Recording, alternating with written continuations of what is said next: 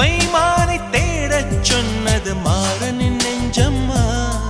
விழி கண்டவர் கண்டிட கெஞ்சிது நெஞ்சது கொஞ்சம் நில்லம்மா.